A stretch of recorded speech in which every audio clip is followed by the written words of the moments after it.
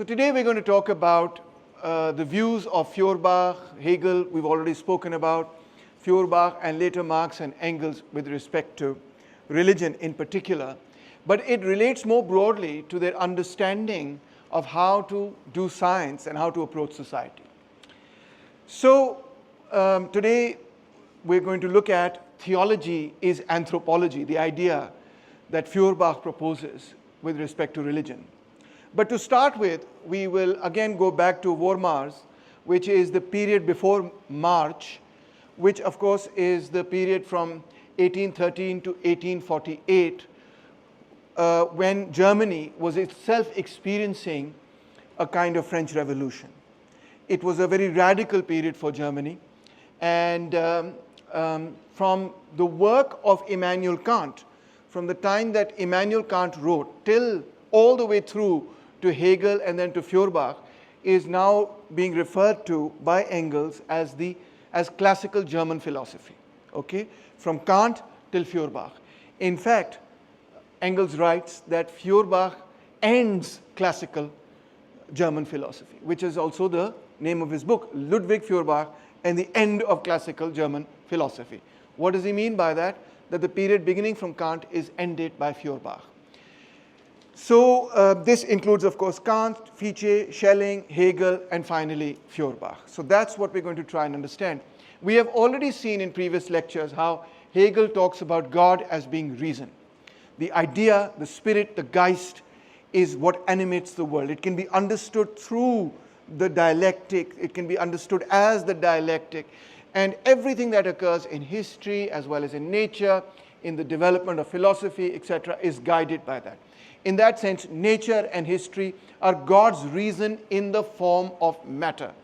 It's not that from matter he extracted these ideas, but rather the ideas exist as the independent and the first impetus, and matter copies these ideas, etc.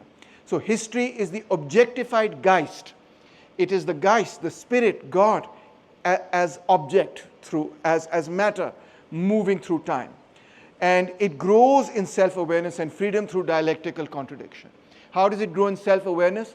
Because the conscious mind, our mind, the human mind, the conscious mind, is itself trying to grasp nature and itself, but we are part of nature.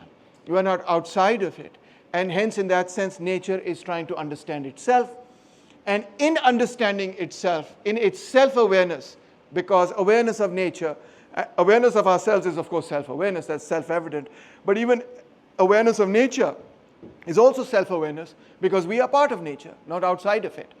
So that's how it grows in self-awareness. And how does it grow in freedom? Is this the idea that freedom is the recognition of necessity. The more you are self-aware, the more you are aware about how you connect with nature, how nature connects with you, how you operate, etc., the more you understand about the world, the freer you actually are. This is a very different concept of freedom. The Hegelian concept of freedom is a very different concept of freedom from the concept that Hobbes gives, or even the one that Locke gives, etc. For them, of course, freedom is the absence of constraint. Freedom is in the state of nature, whether that's good or bad. For Hobbes, it's bad because life will be nasty, brutish, and short. And for Locke, it will be good. And for Rousseau, it will be really good. It will be amazing, etc., right? But for the liberals, freedom is just the fact that nobody's telling you what to do and what not to do. And you can do whatever it is that you want to do. There's no constraining force on you. But the biggest constraining force on you is perhaps not even other people. It's the fact that you are a being in this material world. You need food to survive. You need, you need to live with other people. You need to live in a society. You are an organic part of this world as well as an organic part of your species being, in other words, of humanity. And so in that sense, you can never actually be free from humanity or from nature. That's not possible. You can't be a hermit, etc., because you are part of this organism that we call society. So in that sense, then, the conception of freedom as posited by Hobbes or others, etc., as being a man or a person that's free of all constraints, etc., is a good thought experiment, perhaps, but it's really an impossibility. So really what freedom means from Spinoza onwards, and you see this fully developed in Hegel, is the recognition of necessity. They say this again and again. Freedom is the recognition of necessity. What does this mean? The recognition of necessity means when you are self-aware and you are aware of how the laws of nature operate, how you yourself operate, then you are able to take better decisions about how to lead your life. If I know what is healthy for me, if I know I should not have too much sugar because sugar is really, really unhealthy for me, if I know that, then I become suddenly free in the sense that then I know what to eat and what not to eat, and then I can hit the targets that I want to hit. So it's a very different conception of freedom. For Hobbes, the conception of freedom is the absence of restraint. You can do whatever you want. But for Hegel and Spinoza onwards, etc., freedom means something different, because they recognize that that's an impossible situation. How can there never be constraints on you? Why can there never be constraints? Because you're always part of society. You're always going to be part of nature. So it's impossible for that to actually happen, ever.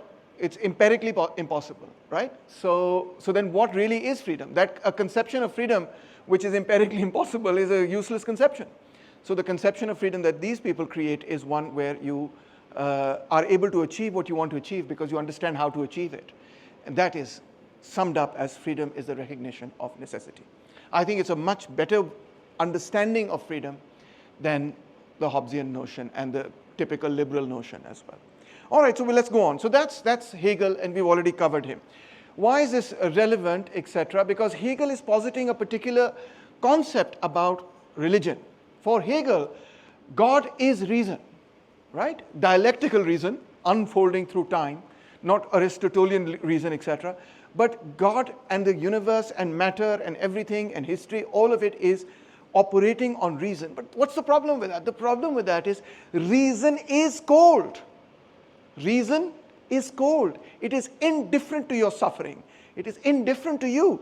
The laws of nature and the way nature operates is totally indifferent to your feelings. It's totally indifferent to your aspirations, your goals, what your heart wants. Totally indifferent to it. Laws of nature don't care a hoot about your feelings. If you jump out the window because you felt like you're going to fly, because you saw Superman and it really thrilled you, etc., doesn't matter what you feel. It is the case that the laws of nature, logic, it doesn't care about your feelings. It has its own cold logic. This was termed as negative philosophy, the philosophy of negation. And Schelling, in particular, wanted to posit the idea of positive philosophy. He didn't like this. He wanted to recover the personal God, the God that is free from the coldness of reason and logic. God is not like that, he said. No religion posits God like that. Well, actually, there are some interpretations. I can think of the Mutazila philosophers, etc., who think in that particular way, etc. But Schelling's concept of God is a will beyond reason. God is not logic, he's saying. God is a will. He is an intelligence. He is, or it is something that cares, in fact. And that's what we care about God as well, that God cares about us. An uncaring God, that's just the laws of nature, is not really a God that I can relate to. I know the laws of nature, and I know that they're cold like that. I know that a lion is going to eat me if it's hungry, etc. But that's not what I'm looking for in religion, is it? I'm looking for something different. What am I looking for? So for Schelling, God created the world, but he is separate from it. What we know about God is not obtained by reason, but by revelation. And God is a positive force, not just in the sense of good and bad, but in the sense of being an intervening force. Whereas the laws of nature are just set and they're not going to change according to your wishes or desires, etc. At this very time, moment in time, of course, also is the Tübingen school, which was highly critical of biblical studies. You could say that it was really started by Ferdinand Christian Bauer, who lived from 1792 to 1860s, etc. And his view was that second century Christianity, not original early Christianity, not first century Christianity, was a synthesis, a dialectical synthesis of two different things. One was Jewish Christianity, which is St. Peter's Christianity, who of course, as you know, was very close to Jesus, peace be upon him. And the other was Pauline Christianity. Pauline Christianity is St. Paul, who did not in his own life you may know or may not know, was not in his own life connected with Jesus. In fact, he opposed Jesus in his own life. He is known as Saul. And then later he converts to Christianity after the crucifixion of Jesus. And then he goes to Rome, where he begins to convert people in Rome. So, and then a split occurs in Christianity between the original Christianity, which is very much in the Middle East, right, in Jerusalem, and the Christianity of Paul, which is very much in Rome. There's a split in the two. And in fact, the Romans crush Peterine Christianity, and Pauline Christianity survives and thrives and becomes bigger. But he says that what happens is, before that is crushed, is that a synthesis between these two different kinds of Christianities occurs, and that gives rise to 2nd century Christianity. Oh my God, that's so interesting. So the Christianity, he says, that you know as Christians, he's talking to his own people, is actually a synthesis of early Christianity, Peter's Christianity and Paul's Christianity, etc. Hence, he says, the Gospels are not eyewitness accounts. This is very important. They are written much after the life of Hazrat Isa alayhi salam. The first one, I think, is written at least 80 years after his life. And the other ones are written 100, 200 years even after his life. They are not contemporary with his life, etc. They are not eyewitness accounts, but only later adaptations of writing that have been lost. No more than 4 of the epistles are attributed to the Apostle Paul also are authentic. So he begins to question how accurately the New Testament reflects the actual teachings of Jesus Christ. You can imagine this is a pretty big thing. Today, I think this is more or less taken for granted, but at that time, to be writing this sort of stuff was really challenging to Christianity. Then comes Bruno Bauer, who was also a close friend of Marx and Engels, although later he turned towards Nietzsche and so on, and Max Stirner, he became more of an anarchist and that sort of thing. But in the early days, he was close to them.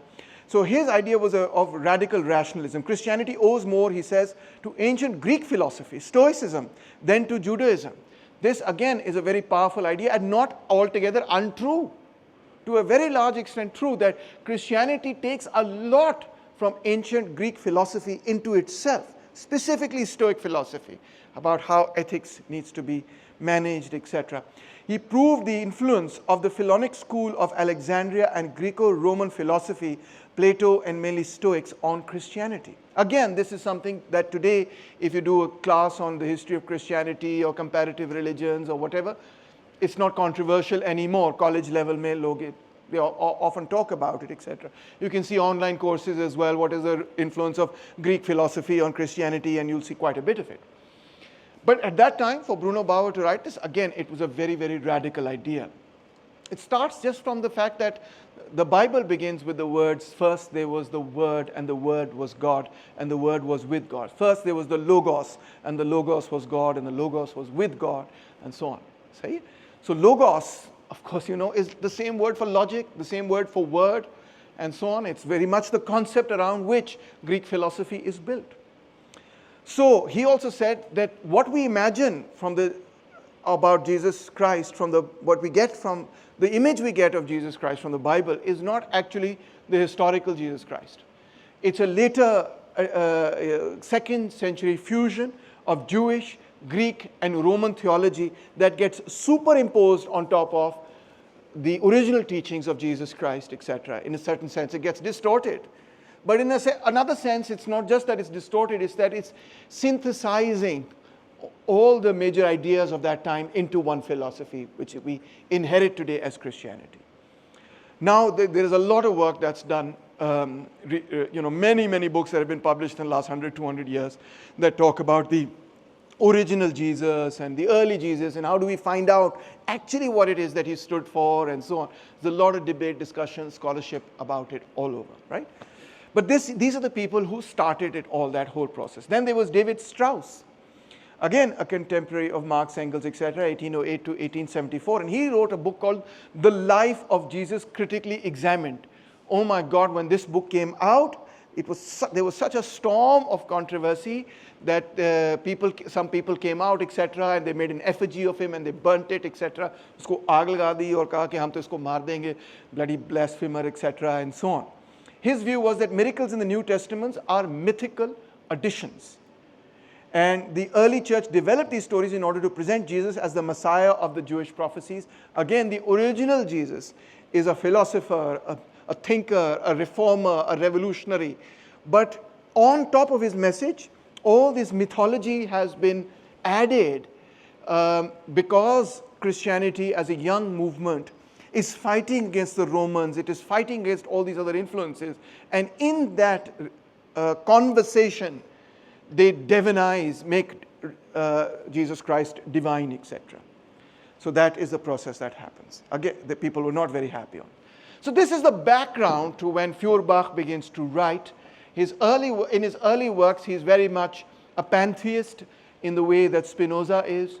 And in his middle period, he's very much within the thought process, within the framework of Hegelianism. In fact, those people who are attacking Hegel, he defends Hegel against any attack against him, etc. He is actually a student of Hegel. Hegel teaches at the university. He is, if I was Hegel, you would be Feuerbach, okay? So he is actually a direct student of Hegel and defends his master, etc. But by the 1840s, he begins to rethink many fundamental ideas, and he comes out with this groundbreaking book called The Essence of Christianity. Of course, he writes more books after that, The Principles of Philosophy of the Future, The Essence of Faith according to Luther, etc., dealing with various other aspects, dealing with Protestantism and what they said about his views and so on and so forth. So he wrote many others. But his most important work is still, and most influential work is still The Essence of Christianity. These ones are rather not really read very widely. And these ones are just kind of look at him as a Hegelian philosopher, not really having moved beyond Hegel as such. So what is it that he talks about in The Essence of Christianity? Firstly comes his method. His method is purely materialist, not Hegelian, not idealist. And he says this very explicitly in his introduction where he writes, I unconditionally repudiate absolute immaterial self-sufficing speculation. So I am not going to take out any logical laws, etc., just by examining thought, as Hegel did in his very famous work, Logic. I'm not doing that. What am I doing then? That speculation which draws its material from within. What does he mean from within? Yani thought reflects on thought. I will reflect on the laws of thought. I'm not going to do that. That's what Hegel did when he wrote The Science of Logic. But that's not what I'm going to do. He's saying that's the wrong methodology to go about things. I do not generate the object from the thought. Again, referring to Hegel, the object is generated from the thought. Matter, material world, history, etc. is generated from what? The abstract laws of thought that Hegel comes up with. In examining thought, he comes up with these laws of logic and then dialectical laws of logic, and then he says, look, the world is also obeying them. He said, I'm not doing that. But the thought from the object, I'm going to look at the world as it exists, the material world as it exists, and by examining the world as it exists, I'm going to tell you how it's working. So I'm going to extract the thought by looking at the world as it exists. That's science. That's the difference between, that's what scientists say they do. I'm going to examine the empirical evidence, and from that I'm going to get a theory, right? And so on. So that's what he's doing. And I hold that alone to be an object which has an existence beyond one's own brain. So an object is not the object of thought. If I have a concept in my mind, that's not what I mean by object, because some philosophers will talk like that, the object of the mind. Like Kant, who says, I don't know the thing, but I don't know the thing in itself, but I have an image of the thing, and that is the object that I look at rather than the object outside. He says, no, that's not what I mean by object. What I mean by it is outside of the brain, what exists. It generates thought from the opposite of thought. Yani ke I will generate thought, my methodology will generate ideas, not from thought, but from the opposite of thought, which is what? The world, reality. From matter, from existence, from the senses. Okay? So from the senses, from the world that exists, I am going to understand the world as it exists, and then I'm going to give you my philosophy from the world as it exists, rather than examining just pure thought and coming up with something out of that, and then applying that to the world. So totally opposite method. And in that sense, when I spoke about the inversion that Karl Marx does of Hegel, in fact, you see that inversion has already been done by Feuerbach. Feuerbach is doing the same thing. He's inverting the whole Hegelian paradigm right here. But Marx will also criticize this inversion and say it's not a very good one. So let's start. He says, what is the main difference between animal and human beings? You say, ask any philosopher, they'll say religion is the main difference. Animals don't have a religion, etc. Consciousness, therefore, is the main difference, etc. But he says, if you look at an animal is conscious about itself. An animal knows that I am who I am, and I have to preserve myself. Look at here, this is Parinda is looking at its own reflection in the mirror, etc. And animals can sometimes recognize their own reflection. Sometimes they get confused as well. Okay, why is this cat staring at me? They try and hit it and so on. But animals, he says, have self-consciousness. What is it that they do not have? They do not have consciousness of themselves in relation to their own selves as a species. They do not recognize themselves as a species. They don't say, I am a cat. They have consciousness of the fact that I am, but they don't have consciousness of the fact that I am a cat like other cats. But we have consciousness of ourselves as belonging to a specific species, distinct from other animals. We have consciousness of ourselves as human, which is a category completely different from all the other things that exist in nature. That is what makes, he says, humans, consciousness of themselves as a species being, as a being of a particular species. The admirable qualities that humans find in themselves are experienced as perfections. This is very interesting. This is my writing, and then I'll read his writing as well. So there are things within me that I find admirable. I like those things about myself. Okay, certain qualities. I'm not here talking about my hair or whatever, but I'm talking about qualities that make me not just a material person, but a subjective being. Here, Feuerbach writes, it is therefore impossible to be conscious of a perfection as an imperfection, impossible to feel feeling limited, to think thought limited. Oh my God, what the hell does that mean? It means I am firstly conscious of certain qualities that I have, that I admire in myself. Like, for example, I have, you could say, pride in the fact that I'm a good teacher because I have knowledge, etc. You may have pride in yourself that you're a brave, honest person, etc. Or you may have pride that you are a very loving person. You admire that about yourself. You know that you are not all loving. Sometimes you can be a little selfish. You know that you are not all knowing. Sometimes there are things that you don't know. You know that you're not always courageous. Sometimes you're a little less courageous. But you do know that courage is a virtue. You do know that knowledge, wisdom is a virtue. You do know that love is something beautiful. It's a virtue. To love something is a beautiful thing. Now that quality, he says, is something that you regard as being perfect. But within you, it is only found in a limited supply. It is only limited. The love that you have is, yes, you have a lot of love, but sometimes you're like, Achha, I love my kids, for example, Zara and Zoe, but sometimes I'm like, yeah, please leave me alone. Today I just want to be left alone, right? So it is there, the love is there, but it is not infinite. The courage is there, but it's not infinite. Wisdom is there, but it's not infinite. But what is good is only good when it is infinite. Because if it is perfect, if it is perfection, it is only perfection when it is absolute. So what is that thing? He writes, and what is found in each individual in a limited form is contrasted with their own species in an infinite form. Sorry, that's my writing, making it easier to understand. His writing is, he can become conscious of his limits, his finiteness, only because the perfection, the infinitude of his species is perceived by him. Now this is classic Hegel in the sense of unity and interpenetration of opposites. You see that? That I can only understand my finitude, my limitedness in opposition to that which is unlimited. Everything is defined in opposition to something else. So if I recognize that I have love, I have knowledge, I have courage, I have wisdom, but in finite quality, of course I immediately recognize the same thing as having conceptually its opposite. I can only recognize that I have it in finite quality if I can simultaneously conceive of it as also being infinite. You get it? I can only conceive of day as being opposite of night. In the same sense, I can only conceive of the finite as being opposite of the infinite. So I recognize immediately that there could be conceptually something as an infinite love, wisdom, courage, and so on.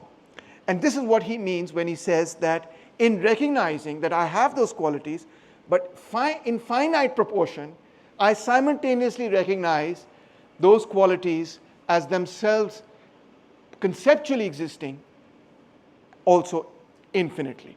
These qualities, the good ones and the bad ones, they both exist within us. And they exist within all of us. Okay, the courageous guy is sometimes a scaredy cat, and the scaredy cat sometimes can be really courageous. And the honest guy, everybody tells lies, come on. There's nobody who's always telling the truth. Everybody's disloyal sometime or the other. Nobody's always loyal. We admire those qualities, but we recognize that we have both good and bad within us. We're not perfect, etc. We cannot be. Now, imagine those same qualities as being unconstrained by the natural world. Why do we have those good and bad qualities? Our good qualities are constrained by the natural world. I get hungry, and I know I should share that pizza, but then I sit in the corner and I don't tell anybody and I eat it, because I'm like, yeah, I'm hungry, and it's not a good thing. I should share that. But sometimes I don't. They are constrained by the natural world. But what if they were unconstrained? What if the courage within you was unconstrained by anything? What if the wisdom, the power, the honesty, the loyalty within you was unconstrained? That is what that quality is as an essence. As an essence, it is perfect. And as an essence, it is absolute. It is not limited, and so on. So these absolutes can also be imagined as existing outside of ourselves. Courage, loyalty, power, wisdom, honesty. These are your qualities, I know, or human qualities, I know. But what if you imagine them as existing not inside you, but outside of you? And not just outside of you, but existing outside of you as perfect essences. The essence of courage, the essence of knowledge, the essence of power, the essence of empathy, perfect knowledge. All of these things outside of ourselves, existing independent of ourselves. He says, well, as my friend Momin judged correctly, that's what God is. That's exactly what God is. Worship of God is the worship of the absolute qualities admired by man. The divine being, he writes, Feuerbach, is nothing else than the human being, or rather the human nature purified, freed from the limits of the individual man, made objective. All your limits are gone, and now you made it objective in the sense that you said, it's not inside me, it's outside of me. Contemplated and revered as another, a distinct being. Contemplated, thought of, outside of yourself. And revered. Revered means to worship something, to love something, to say, amazing, Revered as a distinct being outside of yourself. All the attributes of the divine nature are therefore attributes of human nature that we take the essence of which and imagine them as being outside of ourselves. The evil part all goes where? It goes to Shaitan, the deceiver, the manipulator, greed, envy, lust, disloyalty, all of those things. Who has those qualities? We know who has those qualities, not God. It's the devil. He doesn't talk much about the devil, frankly. He only talks about God. But anyway, religion is man's earliest and also indirect form of self-knowledge.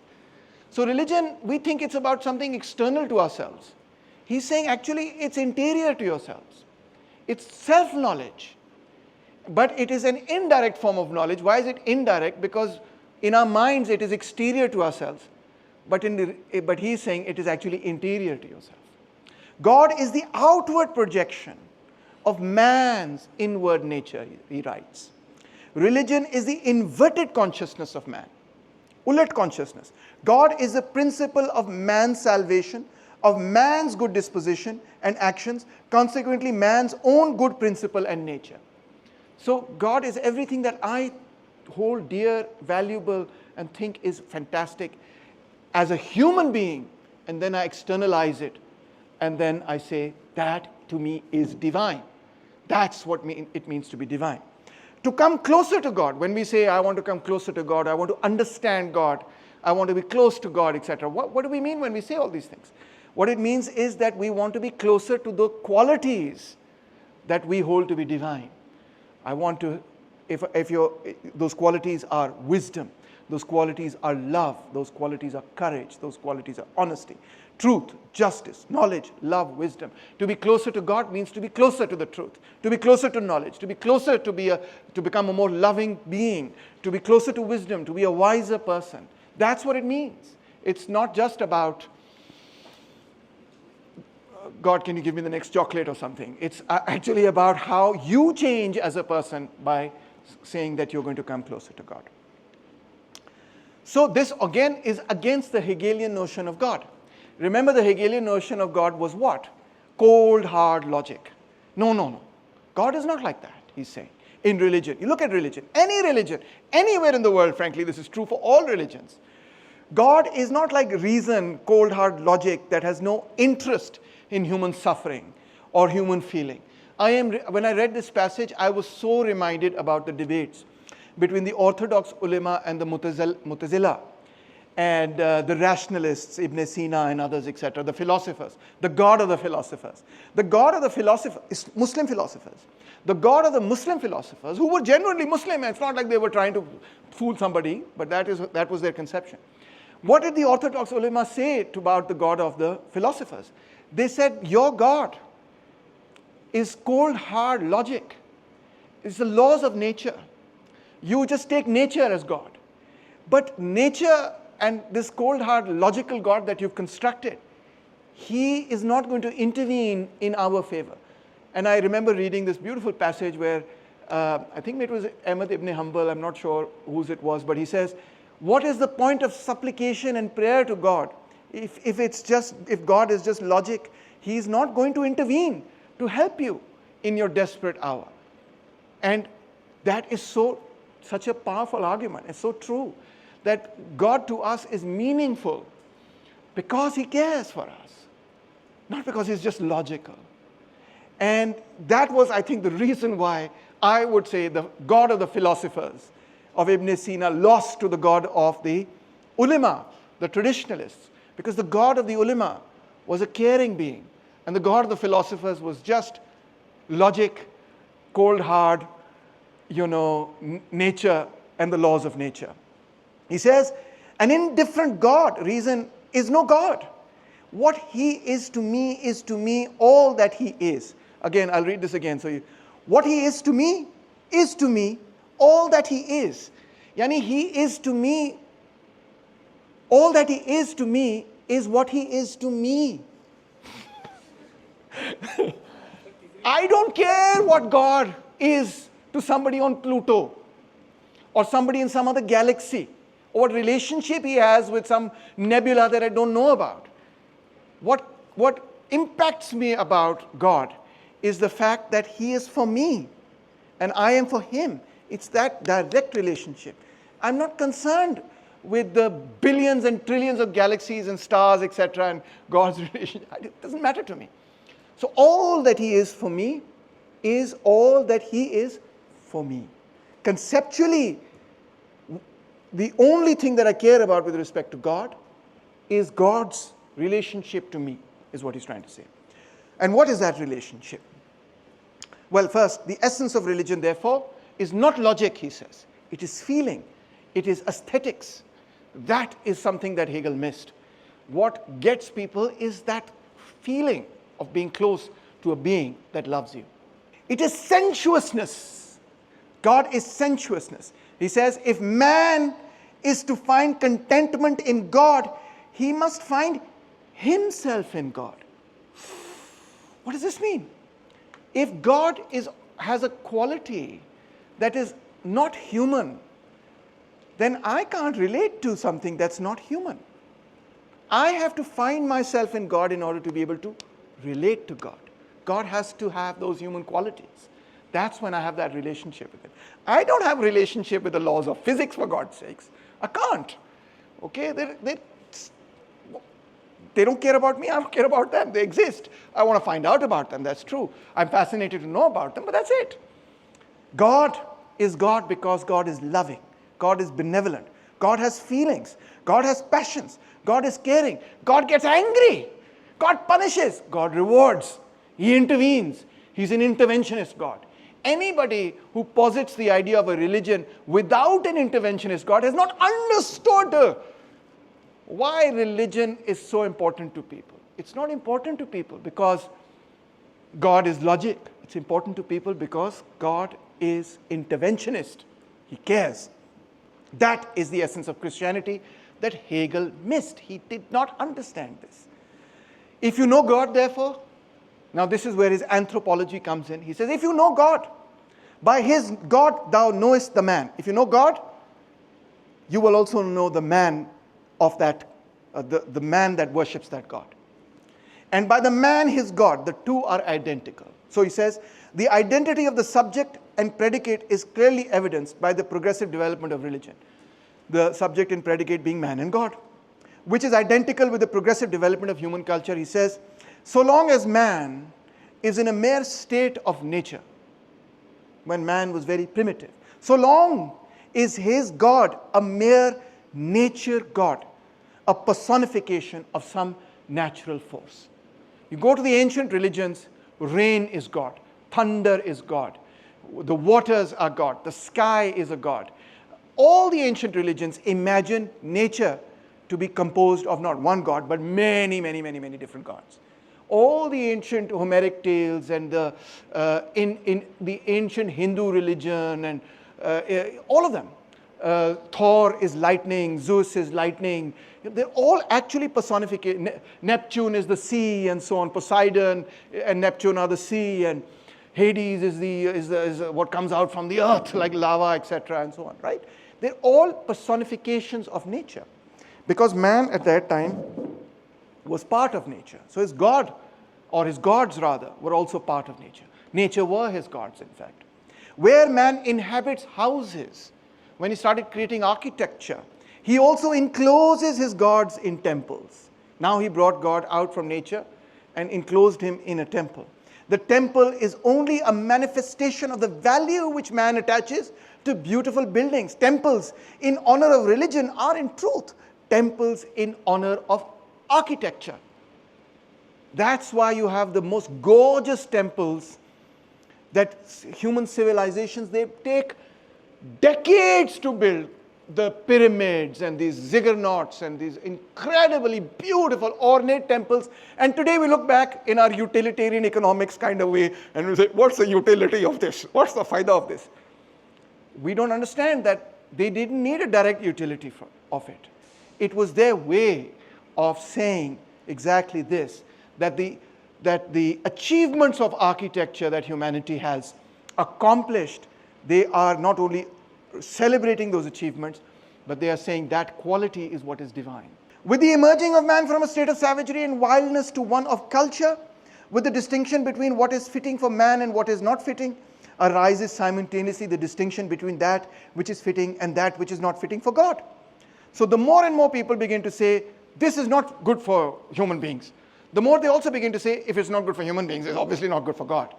So God now starts to have all other kinds of qualities. God is the idea of majesty, right? God is a king of the highest dignity. The religious sentiment is a sentiment of supreme fitness. He is strong. The latter, more cultured artists of Greece were the first to embody in the statues of the gods the ideas of dignity, spiritual grandeur, imperturbable repose, and serenity. These are qualities that we admired. So now the Greeks began to depict their gods in the same way as having these qualities.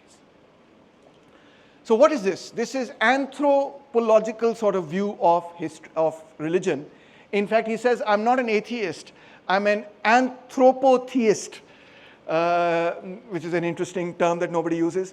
But anyway, this is the anthropological conception. And he counterposes this to the theological essence of religion. He says, if you think about these things in the way that I'm telling you, rather than in the way that the church is telling you, here's what will happen. In theology, according to the church, God has separate existence over man, over and against man, in fact. He's outside, he's somewhere far away, and so on. This gives rise to various mistaken beliefs. that not only injures the moral sense, but also poisons, nay, destroys the divinest feelings in man, the sense of truth. By imagining that he is outside of us, we are not recognizing what it is that we are actually worshipping. The true and anthropological essence of religion is to recognize that religion is really about the aspirations of humanity. Freedom from hunger, freedom from want, freedom from brutality, from the brutality of nature, ethics, all are represented in God. All our hopes and dreams and aspirations, how we want everything to be, all of that is externalized, to use a Hegelian expression, alienated or represented in an alienation. Alienation means something that is outside of yourself, in the image of God and in religion. Man aspires to emulate the qualities of truth, justice, compassion, wisdom, power, and love. So finally, God is the nature of man regarded as absolute truth. That's why he says, to doubt God is to doubt myself, the human being. Okay, now Marx on religion. So many people have this wrong impression about Karl Marx, that for Karl Marx, religion is just something that the bourgeoisie has created to manipulate workers. Totally not what Marx is saying. Let's read Marx. The foundation of irreligious criticism is man makes religion, religion does not make man. You can clearly see that's Feuerbach he's talking about. Feuerbach is saying that man has made religion. Religion is indeed the self-consciousness and self-esteem of man, who has either not yet won through to himself or has already lost himself again. So what is religion? Self-consciousness and self-esteem of man. The good part, the self-consciousness. That's Feuerbach, classic Feuerbach. He's saying everything we hold good is what we externalize into God. But because we externalize it, he says, who has either not yet won through to himself or has already lost himself again. In other words, the failure to recognize that these are the qualities that I myself admire in myself means that you've lost yourself. You don't know that actually the qualities that you're worshipping are things that you want in yourself. But man is no abstract being squatting outside the world. Man is the world of man, state, society. This state and this society produce religion, which is an inverted consciousness of the world, because they are an inverted world. So why is it the case that you have this inverted consciousness? That things that you admire in yourself, you externalize as God. He's saying, why is this the case? For that, to understand that, he says, you have to understand state, society, the world of man, etc. Religion is the general theory of the world. It is its encyclopedic compendium, its logic in popular form, its spiritual point of honor, its enthusiasm, its moral sanction, its solemn compliments, its universal basis of consolation and justification. It's all religion. Again, Feuerbach, you see that everything you hold dear in this world is there externalized in religion. So it is really defining what that society is trying to accomplish, is what Marx is saying. It is the fantastic realization of the human essence. Since the human essence has not acquired any true reality. What does he mean by that? Not that humans are not truly real, but that humans have not recognized that this is something that is interior to themselves. The struggle against religion is therefore indirectly the struggle against that world whose spiritual aroma is religion. In other words, it's the world that creates this kind of mirror image in religion of what we aspire to be. Why is that created, he's asking. Religious suffering, by which he means, this is a very Christian idea of Jesus suffering on the cross, is for Christians God suffering on the cross. So religion has a lot of motifs about suffering. And people relate to not only Jesus, but we relate to the suffering that all the Sahaba and the Prophet went through in the period of Makkah and so on. So in religion, there is always a strong element of suffering. And we relate to that. Why? Because we suffer. So religious suffering is at one and the same time the expression of real suffering. It is because I suffer that I relate to religion and religious figures and God and so on, and that suffering that I see in religion. And it is a protest against real suffering. At the same time, it is to say we should not suffer. We should fight against this suffering. Religion is the sigh of the oppressed creature. This is an amazing phrase because also Feuerbach says, the poor man's God is a rich God, will always be a rich God. The powerless man's God will always be a powerful God. So religion is the sigh of the oppressed creature. It means the oppressed If you notice, rich people don't care about religion. Poor people care about religion. And poor people are more religious than rich people are. You can observe that in Pakistan or any country in the world. Why? Religion is the sigh of the oppressed creature, the heart of a heartless world, the soul of a soulless condition. It is the opium of the people. Here, opium doesn't mean a drug. It means something that opium in Marx's day was used as a medical drug. It was legal that you used as a painkiller, like morphine. So the oppressed are bound to religion more strongly precisely because they are oppressed, precisely because they aspire to this idea that there is a soul in this world. Imagine if you are brought up and from age 5 you are doing child labor and you see your parents die because you didn't have enough money to give them some common medicine, etc., at the age of 12. And then you saw maybe your elder sister and she started going on the streets and selling her body to make sure that you had food enough on the table. And then you went to a factory and you worked like a machine where all these horrible things, chemicals were going into your body and into your lungs. And by the age of 30, you looked like you were 60. And you went to a doctor and the doctor told you, my friend, you've inhaled so much soot from the factory you work in that I'm afraid you're going to die in the next couple of years. You better take care of all your matters and so on. And then you have 2 children who are weak and so on, etc. 3 have already died because you couldn't take care of them, etc. And you have to go and tell your wife and children who are at home, who hardly have enough to eat, or even though you have a job, that soon you will not only not have a job, but you will not be around and they will have to fend for it themselves. That's the life of the ordinary worker. Imagine for that worker what the world means. What is the world for that worker? The world for that worker is a soulless world. It's a heartless world. इस दुनिया के अंदर दिल ही कोई नहीं है. So who does he look for? To have a heart, to have a soul, to care. Who cares? He says, God cares. I lived this horrible life, but somebody cares. That's why it's so important to him.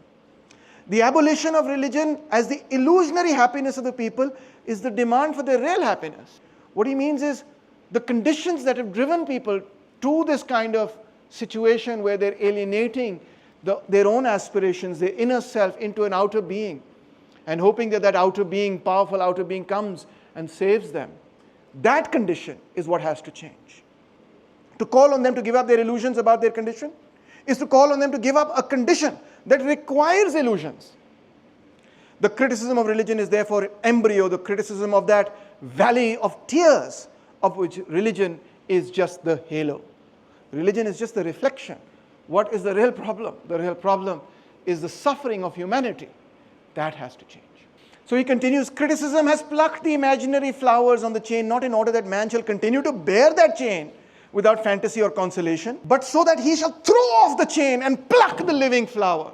He shall get rid of these conditions of exploitation and become a full human being. The criticism of religions disillusions man so that he will think, act, and fashion his reality like a man who has discarded his illusions and regained his senses so that he will move around himself as his own true son. The purpose here is to get the person to stand up and say, you have to fight for your rights and make this world a just place. Nobody is going to do it from outside. Religion is only the illusionary sun which revolves around man as long as he does not revolve around himself. It is the recognition that you have to fix your own conditions. You organize workers, poor people, oppressed people, fight for your rights, etc. That is the purpose of this criticism. When he revolves around himself, it means he is not expecting somebody outside of himself to come and help him. He's going to stand up on his own feet. He's going to help himself because he recognizes that which he is looking to is in himself. The courage, the wisdom, the power, the loyalty, the honesty. It's inside of him. It is therefore the task of history, once the other world of truth has vanished, to establish the truth of this world. It is the immediate task of philosophy, which is in the service of history, to unmask self-estrangement in its unholy forms, once the holy form of human self-estrangement has been unmasked. Thus, the criticism of heaven turns into the criticism of earth, the criticism of religion into the criticism of law, and the criticism of theology into the criticism of politics. So that's where the criticism We have to expose what's going on in the world that requires and creates all these illusions. Quote, Christianity was originally a movement of oppressed people. It first appeared as a religion of slaves and emancipated slaves, of poor people deprived of all their rights, of people subjugated or dispersed by Rome. And was it any different, I ask you, for Judaism or for Islam? No. Both Christianity and the workers' socialism preach forthcoming salvation from bondage and misery. Both of them say things will be better. Hang in there. Christianity places this salvation in a life beyond, after death. It says, you will enter the kingdom of peace. God will take care of everything. He will wipe every tear that you have ever shed. Socialism places it in this world, in a transformation of society. It says, no, we have to fight for justice here and now in this world, in the material world. Both are persecuted and baited. Their adherents are despised and made the objects of exclusive laws. The former as enemies of the human race, the latter as enemies of the state, enemies of religion, the family, social order. And in spite of all persecution, nay, even spurred on by it, they forge victoriously, irresistibly ahead. है ना मजेदार किस्म की बात? That's why he admired so much the Christian communists that I spoke about.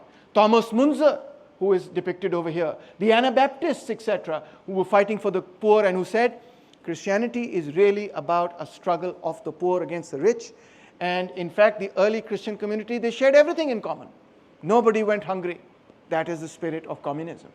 Kautsky's famous work, The Foundations of Christianity, talks about the proletarian character of the early Christian community. Kehta it was a revolt of the working classes. Zealots and Essenes combined to become the messianic community. Blessed ye, and he quotes the Bible, blessed be ye poor, for yours is the kingdom of God. Blessed are ye that hunger now, for ye shall be filled. Filled se matlab hai khana aapko milega. Blessed are ye that weep now, for ye shall laugh. Aaj aap ro rahe hain, kal aap hasenge. But woe unto those that are rich.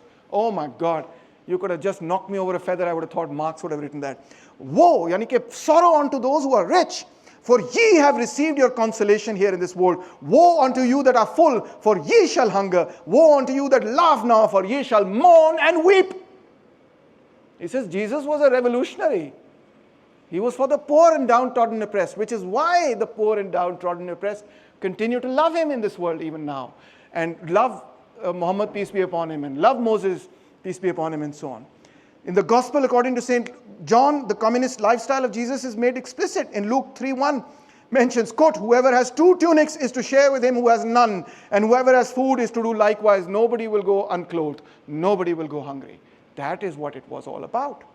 So similarly, Lenin says, unity in this revolutionary struggle of the oppressed class for the creation of a paradise on earth is more important to us than unity of the proletariat opinion on paradise in heaven. What's important is unity in this world to fight for your rights.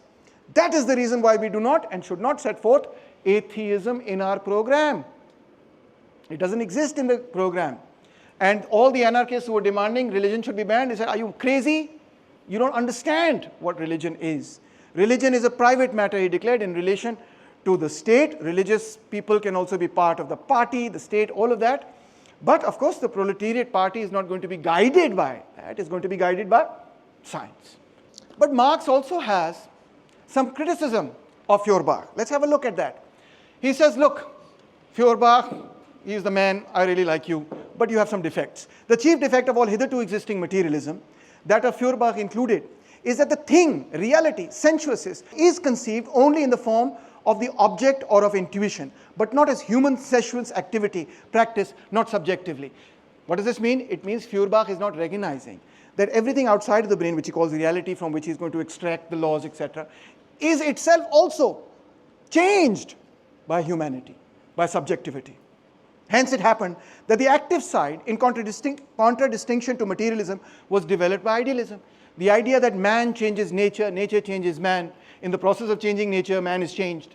All of this is not Feuerbach, it is Hegel.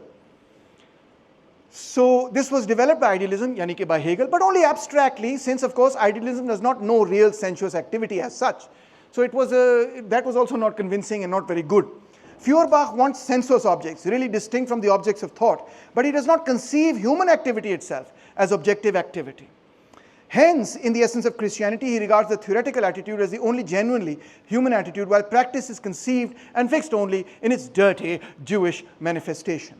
This is not anti-Semitic, because as you know, Marx was himself a Semite, but he is referring to what Feuerbach wrote about the Jewish religion as being based around egoism. We'll get into that some other day. Hence, he does not grasp the significance of revolutionary, of practical, critical activity. In easy words, what he means is that what Feuerbach does not recognize is the fact that the world outside of the mind has also been changed and is being changed by the mind. And it was Hegel who developed, of course, this idea. He was quite right, but Hegel could not, of course, grasp this in a materialist way. He thought of this as just the rules of thought, the laws of thought, as the externalization of the Geist. And so that wasn't correct. So humanity has shaped and been shaped by the world that we are observing and creating. That is something that Feuerbach lacks in his essence of Christianity. So hence he does not grasp that the mind is shaped by activity, the world that you're observing is shaped by your activity, both shape each other. He doesn't grasp that dialectic. To continue, the question whether objective truth can be attained by human thinking is not a question of theory, but is a practical question.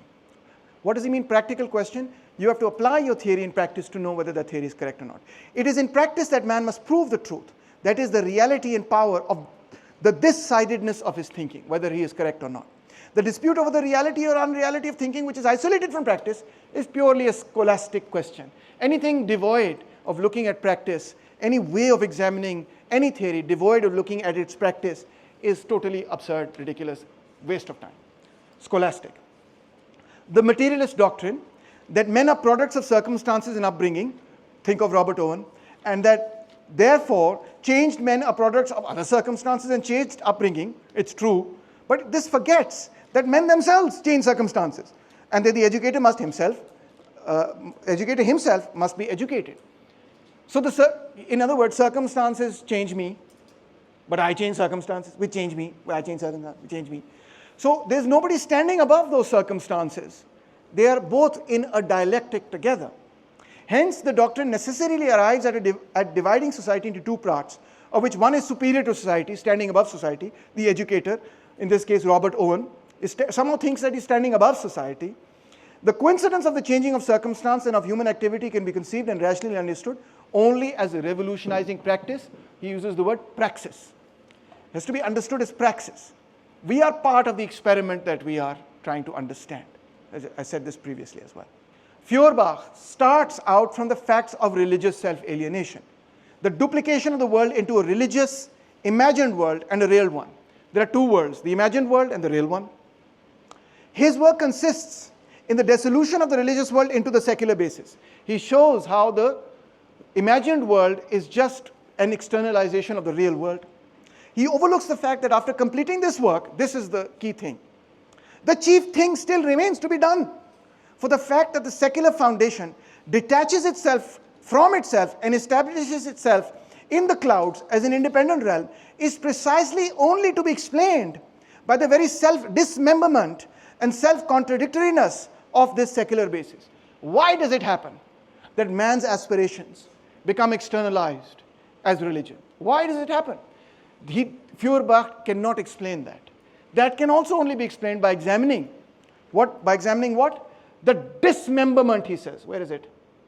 This self-dismemberment, self-contradictionness of the secular world, of the world. There's something going on in the world which is causing us to externalize those ideas that we hold so dear. The latter itself must therefore first be understood in its contradiction and then revolutionized in practice by the elimination of the contradiction. The secular world, you have to understand its contradictions and change them.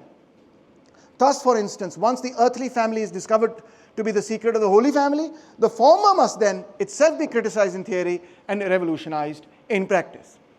So basically, the secular foundation of the world has to be criticized and revolutionized. That's the key. Feuerbach, not satisfied with abstract thinking, appeals to sensuous intuition. Not happy with Hegel, he says, I'm going to look at materialism. But he does not conceive sensuousness as practical human sensuous activity. He does not conceive that the world outside of the mind has also been altered by the mind. Feuerbach dissolves the religious essence into the human essence, But the human essence is no abstraction inherent in each single individual. In its reality, it is the ensemble of social relations. So Feuerbach thinks of the human essence in abstract terms, ahistorical terms. He doesn't look at any history. Well, a little bit, one paragraph which I included. But generally, that's not his methodology. That's wrong. Feuerbach, who does not enter on a critique of his real essence, is consequently compelled to abstract from the historical process and to fix the religious sentiment as something for itself and to presuppose an abstract, isolated human individual. He doesn't look at a historical human individual, except in one paragraph. Therefore, with him, the human essence can be comprehended only as genus, as an internal dumb generality which links the many individuals merely naturally. What does this mean? That man who's externalizing is for Feuerbach an empty abstraction rather than a concretely living being in a given society. Feuerbach is not talking about, you know what, in the Middle East, in this century, this is how people lived, which is why they had this conception. He talks about that, as I told you, only in one paragraph. But his whole methodology is not based on that. It's based on this idea of man as an abstract being, abstracted from what? From history. And therefore devoid of any concreteness and specificity and any real character as such. Consequently, Feuerbach does not see that the religious sentiment is itself a social product, and that the abstract individual he analyzes belongs in reality to a determinate form of society. So the abstract individual that he looks at is the Christian individual, and the Christian individual of his own period. And okay, he's done a good job there, but he doesn't recognize that's not everybody. That's not the Muslims. There are some things in common, certainly. That's not the Greeks, that's not the others. So he creates this abstraction away from really concretely existing societies. And you see that if you read Essence of Christianity, which, by the way, I reread last night and this morning, just so that I could get it clearer in my mind, although I didn't use anything from it. But you get that picture, that he's not really looking concretely at society and how it's developed. Social life, he says, is essentially practical. It's lived. All mysteries which lead theory astray into mysticism find their rational solution in human practice and in the comprehension of this practice. If you want to understand why some people have this particular mythology or religion or belief structure or whatever, like why do Hindus do what they do? Why do Buddhists do what they do? Why do these people? How would you know that? A theological examination of that would just say that's not religion or that's bad religion, whatever. Khatam. It just make a judgment call. It's not actually doing any scientific investigation. How you would do that is you would look at that society in which that religion was born. You would examine what was the social life of that society, what was their practical living, what were their problems, what were they trying to grapple with. And then you will realize how they externalized their aspirations into their religion. And so he's going to use the same methodology as Feuerbach, but he's just going to put it into history. He's going to say, you have to look at life to understand religion, and specifically, not abstractly. Finally, the highest point attained by intuiting materialism, which is the materialism of Feuerbach, that is materialism which does not understand sensuousness as practical activity, is the outlook of single individuals in civil society.